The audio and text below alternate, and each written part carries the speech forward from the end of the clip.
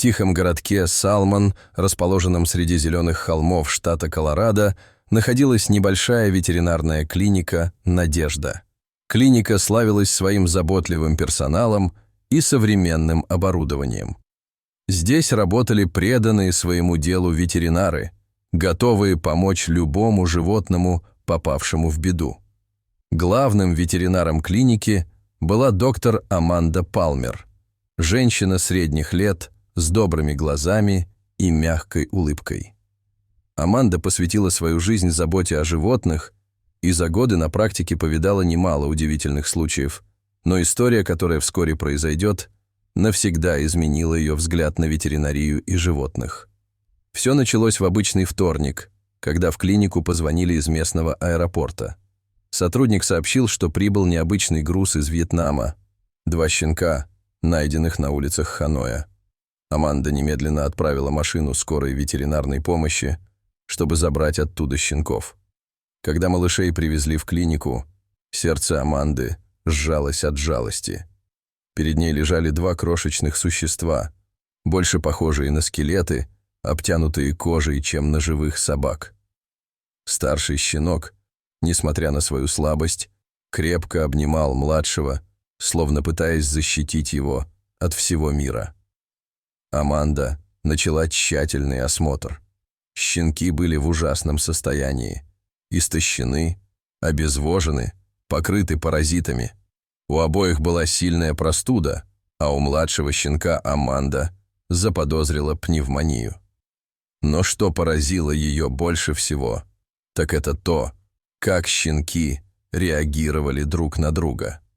Каждый раз, когда Аманда пыталась разделить их для осмотра, они начинали скулить и тянуться друг к другу. Старший щенок, которого Аманда назвала Скуби, постоянно пытался прикрыть собой младшего, получившего имя Рокки. Их связь была настолько сильной, что казалась почти осязаемой. Аманда рассказала историю щенков своей команде. Оказалось, что их нашли буддийские монахи во время утренней прогулки по улицам Ханоя. Бездомные щенки лежали в картонной коробке, промокшие под дождем и дрожащие от холода. Монахи из сострадания забрали их под свою опеку в храм. В храме щенкам оказали первую помощь, накормили и обогрели. Но быстро стало ясно, что им требуется серьезное лечение, которое монахи не могли обеспечить. Тогда они связались с Международной организацией по защите животных, которая смогла даже организовать перевозку щенков в другую страну. Аманда и ее команда разработали план лечения. Щенков поместили в карантинный бокс, где им назначили курс антибиотиков и противопаразитных препаратов. Маленьким животным ставили капельницы для восстановления водного баланса и давали специальное питание для набора веса. Первые дни лечения были критическими. Аманда практически не покидала клинику, постоянно наблюдая за состоянием Скуби и Рокки. Она замечала, что когда щенки видели друг друга, они казались спокойнее, и их жизненные показатели были лучше. Но по правилам клиники больных животных полагалось держать раздельно для предотвращения распространения различных инфекций. Шли дни, но состояние щенков совершенно не улучшалось. Несмотря на все усилия ветеринаров, Бадди и Рокки становились только хуже.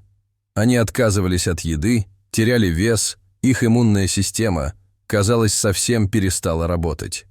Аманда не находила себе места. Она перепробовала все известные ей методы лечения, консультировалась с коллегами из других клиник, но ничего не помогало. Щенки угасали на глазах, и Аманда начала опасаться, что им придется прибегнуть к эвтаназии, чтобы избавить малышей от бесконечных страданий. Однажды вечером, в очередной раз просматривая истории болезней, Аманда заметила странную закономерность. Каждый раз, когда щенков приносили на осмотр, и они оказывались рядом друг с другом, их жизненные показатели немного улучшались. Но как только их разделяли, все возвращалось на круги своя. Эта мысль никак не давала Аманде покоя. Она вспомнила, как крепко щенки обнимались, когда их только привезли из Вьетнама. Может быть, их связь была ключом к выздоровлению? Аманда начала искать информацию о влиянии эмоциональных связей на физическое здоровье животных.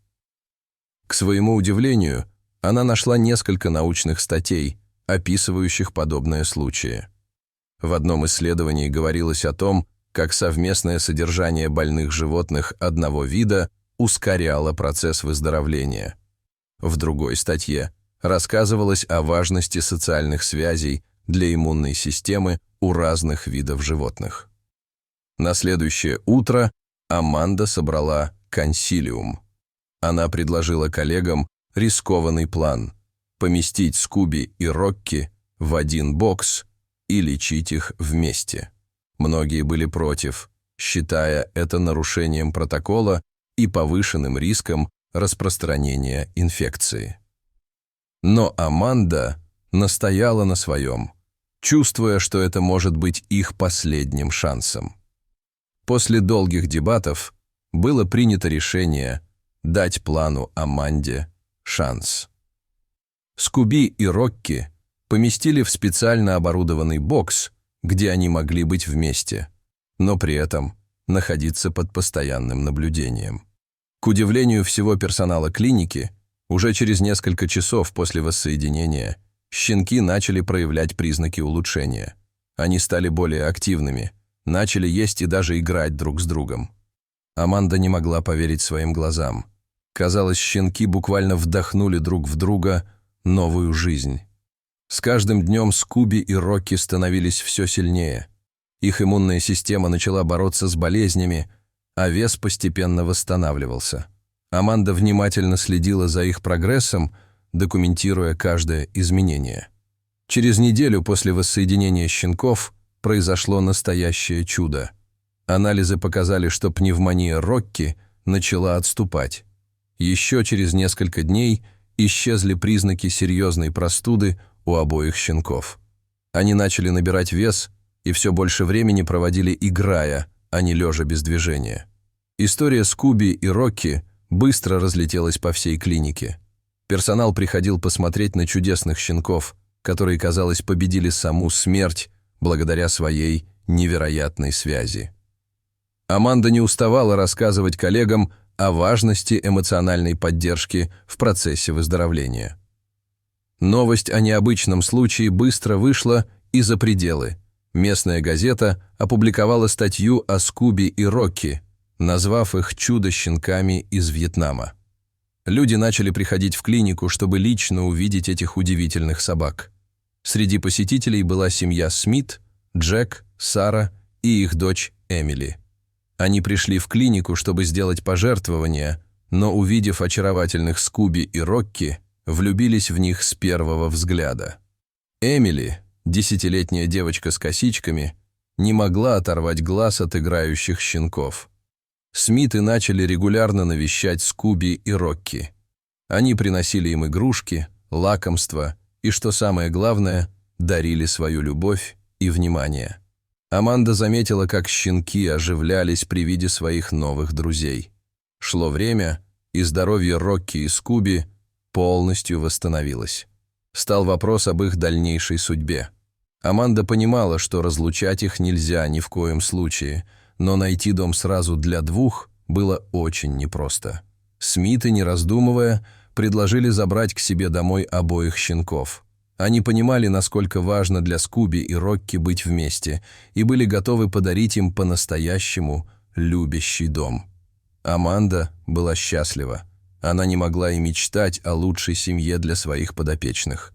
День, когда Скуби и Рокки уезжали в свой новый дом, был одновременно радостным и грустным для Аманды и всего персонала клиники. Они привязались к этим удивительным щенкам, но были счастливы, что те обрели любящую семью. Дорогие зрители, что вы думаете об этой истории? Расскажите, пожалуйста, в комментариях. А если вам понравилось это видео, то ставьте лайк и подписывайтесь на наш канал. До свидания.